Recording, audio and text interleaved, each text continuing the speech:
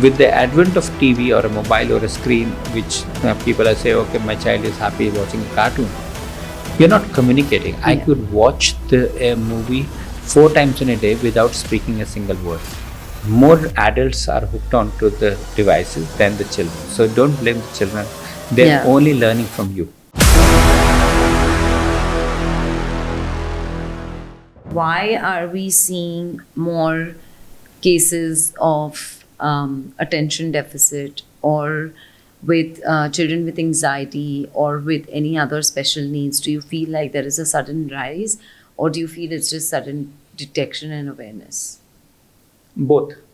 So, like as I said, in the beginning of the program, that when I was there was only a small chapter on autism and nothing else. But the detection rates have increased because we have started to know about it. The parents are talking, the families are talking, the doctors are talking in conferences about these kind of conditions. The increase could be because of the detection, but it could be a true increase also, primarily because we're now shifting from a societal based learning. So man was supposed to learn by a social interaction. And when you were living in small communities, you were living in joint families, you were probably having an interaction with the other family members, which was good enough to give you an social reciprocation, and you were learning that ways. Now, like unfortunately, because of the nuclear families and where the pressure of the work is there, and plus then you would have little time for interaction. The interaction and learning phase is getting lesser. With the advent of TV or a mobile or a screen, which people are saying, okay, my child is happy watching a cartoon, you're not communicating. I could watch a movie 4 times in a day without speaking a single word. But if you and me are sitting here, I mean, it's like, and we have nothing to do, maybe I don't know you, but I will still be inclined to talk to you maybe after 15 minutes, 20 minutes, half an hour.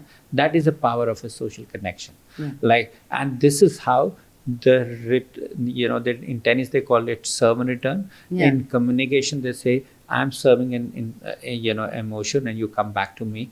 And that is why we feel that these TV and screens are causing more digital autism or virtual autism. Interesting that you say that, because a lot of parents today feel that it has become an inevitable part of their life. Every activity is done, and I think parents today are aware of the harmful effects. What do you think does not let them cross over the bridge and deprive their child of that screen time? So, two reasons. One, if I give you a very simple example, if I see in my practice and in the OPD waiting chamber, more adults are hooked onto the devices than the children. So don't blame the children. They're only learning from you.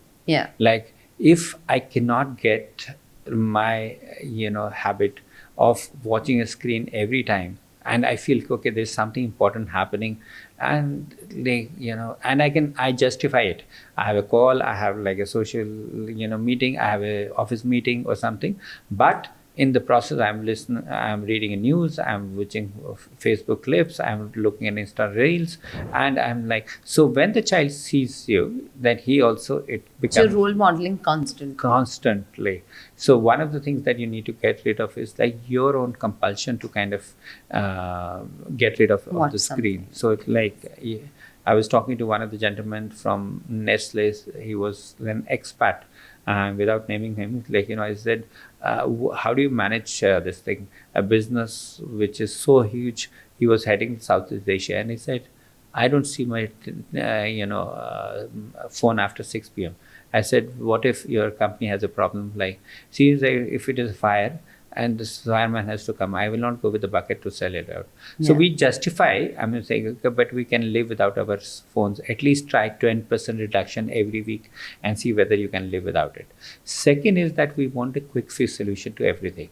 The child is crying, the moment is, how do you get the child to stop crying, stop crying, stop crying? So soothing is through the screen. Of course, that's so if you put a screen to in front of a child, he would start getting enamored by what is happening around. He will stop crying. So I know, okay, my child, the moment he sees the cocomelon, he stops crying. But that is not how nature was made. Like, so we are saying we were supposed to learn by nature. So if I say, okay, and the third thing is that people think that they are doing service to the child by teaching them A for alphabet, and they think, okay, that the child is going to make a prodigy out of learning A for apple or B for boy on internet, because my child can speak A for apple at 18 months is better than somebody who's saying 24 months. But this is not how our brains were wired to learn. Our brains were wired. Newton was sitting under the tree when he discovered gravity, not scrolling the internet. Yeah. Like, so you need to have moments of boredom and silence. absolutely. And if you go to a park, you would see, like, if you see this so this plant, you would see 3 different colors of green. Yeah.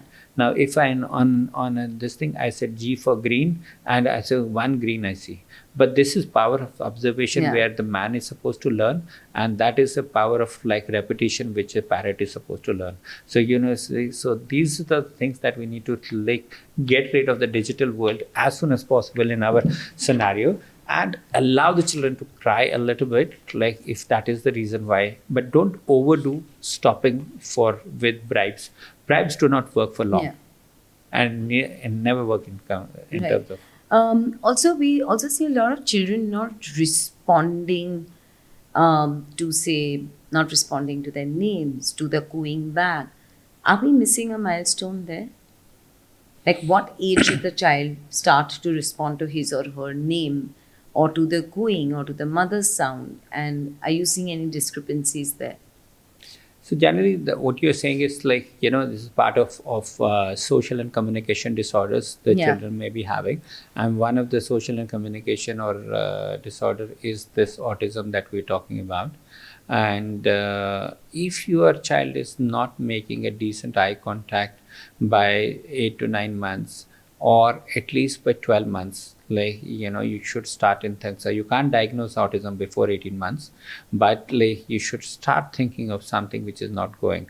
Generally, like, if the children should be able to respond to the mothers by 9 months, when they're like the voice, they should be able to localize where the noise is coming.